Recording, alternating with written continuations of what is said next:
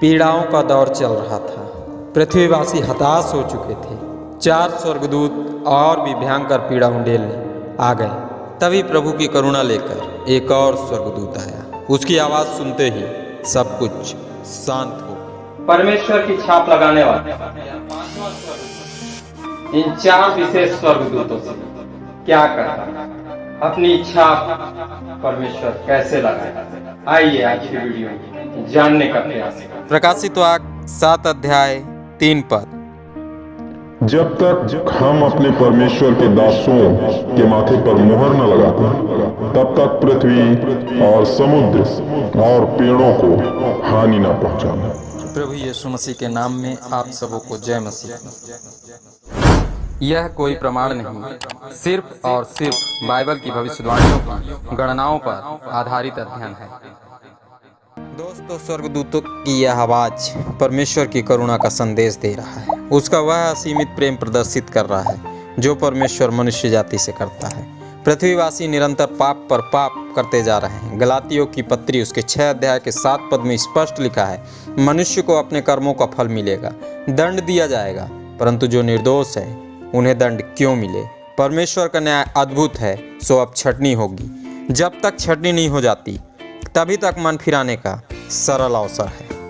इन पीड़ाओं को देखकर हमें अवसर का लाभ उठाना है। दोस्तों, वीडियो पसंद आए तो लाइक और शेयर अवश्य करें। चैनल सब्सक्राइब करके हमारे साथ जुड़ें। घंटी जरूर दबाएं ताकि अंतिम दिनों का चित्र दिखाने वाले इन वीडियोस के नोटिफिकेशन आप सबों तक पहुंचते रहें। मत्ती रचित सुसमाचार उसके 24 अध्याय के 32 से 33 पद में प्रभु यीशु मसीह ने अंतिम दिनों की भविष्यवाणियां करते हुए कहा, अंजीर के पेड़ से सीखो, आग बरसने का समय निकट है। जब तुम आग बरसने की चर्चाएं सुनो तब तुम जान लो अंत द्वार पर खड़ा है। पिछले अध्याय में हम अच्छी तरह समझ चुके हैं, थर्ड वर्ल्ड वार की तैयारी इस बात का संकेत दे रही है, पृथ्वी पर आग बरसने वाली है। अतएव प्रभु यीशु मसीह द्वारा की गई इस भविष्यवाणी के अनुसार अंत द्वार पर खड़ा है। अब हमें अंजीर के पेड़ से सीखना है ताकि हम इन अंतिम दिनों में स्वयं की आत्मिक तैयारी कर सकें। दोस्तों, अंजीर का पेड़ पाकिस्तान से यूनान तक पाया जाता है। इसकी लंबाई 3 से 10 फुट की होती है। यह प्राचीन फलों में से एक है। यह फल रसीला और गूदेदार होता है। यह स्वादिष्ट और स्वास्थ्यवर्धक फल है। इस फल से स्वादिष्ट जैम अर्थात मीठा मुरब्बा बनता है। इसमें कैल्शियम और विटामिन ए और बी की मात्रा अधिक पाई जाती है, जिसके कारण इसके निरंतर उपयोग से कब्जियत की समस्या समाप्त होती है। अंजीर का पेड़ हमें इन अंतिम दिनों के लिए क्या शिक्षाएं देता है, आइए प्रार्थना के साथ जानने का प्रयास करें। आइए प्रार्थना करें। धन्यवाद सर्वशक्तिमान पिता परमेश्वर, हम आपका धन्यवाद करते हैं कि आज आप अंजीर के पेड़ से हमें सिखाने वाले हैं कि अंतिम मुहर कब लगेगी, इस मुहर के लगने का समय कब होगा। तो प्रभु हमें बोलने की और परमेश्वर पिता हर एक को सुनने की सामर्थ्य दे, ताकि पिता परमेश्वर आपका ये वचन हम सबों को अंत के दिनों की तैयारी करने में सहायता प्रदान कर सके। तेरा धन्यवाद, तूने प्रार्थना सुनाई, यीशु के नाम से मांगते हैं, आमीन। अंजीर के कोमल पत्ते। जैसे ही हवा का रुख बदलता है, ग्रीष्म काल आता है, मौसम की गर्माहट महसूस करते ही अंजीर के पत्ते कोमल हो जाते हैं। इसके कोमल पत्ते हम मनुष्यों को इन अंतिम दिनों में सिखाते हैं। हवा का रुख बदल चुका है। हमारा वातावरण और परिवेश दोनों निरंतर गर्म होते जा रहे हैं। चारों तरफ मृत्यु की हाहाकार मचाने वाली हवा चल चुकी है। मोहरें निरंतर खुलती जा रही हैं। बाइबल की भविष्यवाणियां दिन प्रतिदिन सत्य होती जा रही हैं। प्रभु की चेतावनियों का शब्द स्पष्ट सुनाई दे रहा है। महंगाई निरंतर बढ़ती ही जा रही है। आज हम सबों का आर्थिक बजट दिन प्रतिदिन बिगड़ता ही जा रहा है। ऐसा वातावरण हमारे स्वभाव एवं मनोभाव को भी गर्म करता जा रहा है। बरसने वाली आग और वर्तमान परिस्थिति की गर्माहट महसूस करके जो मनुष्य नम्र बनेगा वही इन भयंकर दिनों में सुरक्षा प्राप्त करेगा। आप स्मरण करें तीसरे धन्य वचन को। प्रभु यीशु मसीह ने कहा, नम्र लोग पृथ्वी के अधिकारी बनेंगे।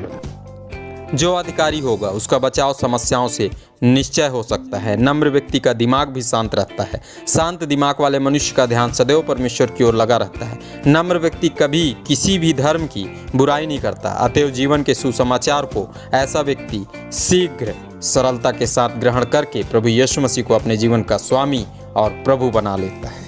अंजीर का फल पककर झड़ जाता है। जब ग्रीष्म काल बढ़ता है तब गर्माहट से अंजीर के पत्ते तो कोमल हो जाते हैं, पर फल पककर झड़ जाते हैं। दोस्तों, बहने वाली गर्म हवा से भले ही मनुष्य की स्थिति कुम्हलाते जा रही है, पर उसका व्यवहार निरंतर अहंकार से भरता जा रहा है। आज के वर्तमान मनुष्य भी इस गर्माहट को बर्दाश्त नहीं कर पा रहे हैं। पाप का प्रतिशत दिन प्रतिदिन बढ़ता ही जा रहा है। एक दिन ऐसा आएगा जब मनुष्य के पाप का फल भी पूर्णतः पक जाएगा। अचानक ही उसका संबंध परमेश्वर के साथ टूट जाएगा। वह भी अंजीर के पके फलों के समान परमेश्वर की दृष्टि से हट जाएगा। स्मरण करें उस घटना को जो मत्ती रचित सुसमाचार उसकी 21 अध्याय के 18 से 22 पद में पाई जाती है। यहाँ प्रभु ने अपने चेलों को अंतिम दिनों के विषय में गुप्त ज्ञान दिया था। उस पेड़ में फल नहीं था, उसकी कोई गलती नहीं थी, क्योंकि वह मौसम अंजीर के पेड़ के फल देने का मौसम नहीं था।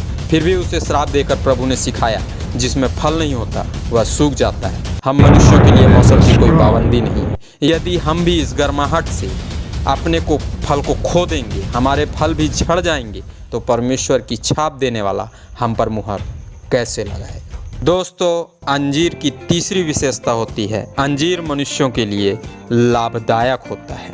जैसा कि हम जान चुके हैं, इस पेड़ के फल में कैल्शियम और विटामिन ए और बी की मात्रा अधिक पाई जाती है। इस पेड़ के फल को उपयोग में लाकर इन समस्याओं से बचा जा सकता है।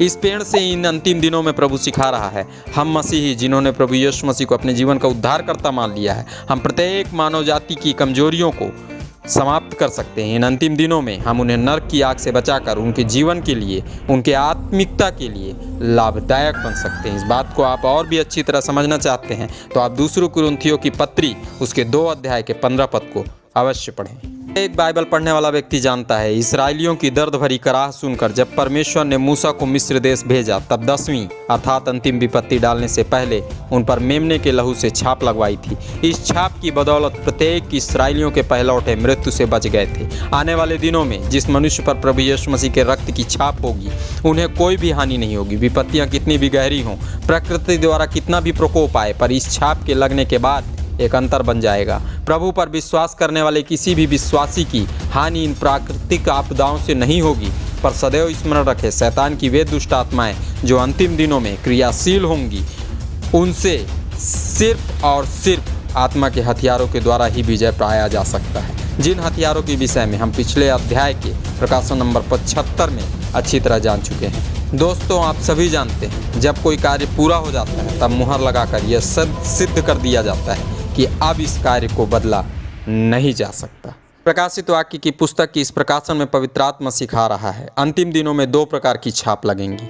पहली छाप उन पर लगेगी जिन्होंने प्रभु यीशु मसीह को अपना स्वामी और प्रभु माना है, जिसने उस निर्दोष मेमने के लहू से स्वयं के गुनाहों से पश्चाताप किया है, जिनके पाप क्षमा कर दिए गए हैं, जो अपने पुरखों के पापों का पश्चाताप कर चुके हैं, जिन्होंने सांसारिक लाभ के लिए स्वयं की आत्मिकता के साथ कोई भी समझौता नहीं किया है, इस संसार की बुराइयों से स्वयं को सदा बचा कर रखा है, जिन्होंने प्रभु परमेश्वर के आदेशों को पूरा करने के लिए स्वयं को समर्पित कर दिया है, जो निरंतर प्रभु के आदेशानुसार अपना जीवन व्यतीत कर रहे हैं। ऐसे प्रत्येक लोगों से प्रभु अत्यंत प्रेम करता है, सदैव उनकी ओर उसके कान लगे रहते हैं। ऐसे लोगों पर प्रभु अपनी छाप लगाएगा ताकि इन लोगों की सुरक्षा हो सके, अंतिम दिनों की भयंकर मुसीबतों से इनका बचाव हो सके। दूसरी छाप उन पर लगेगी जिन्होंने अंजीर के पेड़ से भी नहीं सीखा कि इन अंतिम दिनों में भी स्वयं के जीवन को किस प्रकार व्यतीत करना है, उनकी नियति क्या होगी, उन पर छाप किस प्रकार लगेगी। ये सभी बातें हम आगे के अध्यायों में जानेंगे। आज के अध्ययन में पवित्र आत्मा ने स्पष्ट किया, जैसे ही मुसीबतों का दौर अत्यंत बढ़ेगा, उसी पल मुहर लगने का समय आरंभ हो जाएगा। कौन प्रभु की छाप का हकदार बनेगा, यह अध्ययन हम अगले भाग में करेंगे। आज के अध्ययन से हमें जो शिक्षा मिली वह शिक्षा का पद थिस्सलुनीकियों की दूसरी पत्री उसके 1 अध्याय के 10 पद में पाया जाता है। आइए दोस्तों, इस पद को हम धर्मशास्त्र बाइबल से पढ़ें। यह उस दिन होगा जब वह अपने पवित्र लोगों में महिमा पाने और सब विश्वास करने वालों में आश्चर्य का कारण होने को आएगा, क्योंकि तुमने हमारी गवाही पर विश्वास किया। आप सबों ने इस अध्ययन को सुना, आप सबों का बहुत बहुत धन्यवाद। प्रभु यीशु मसीह के नाम में आमीन।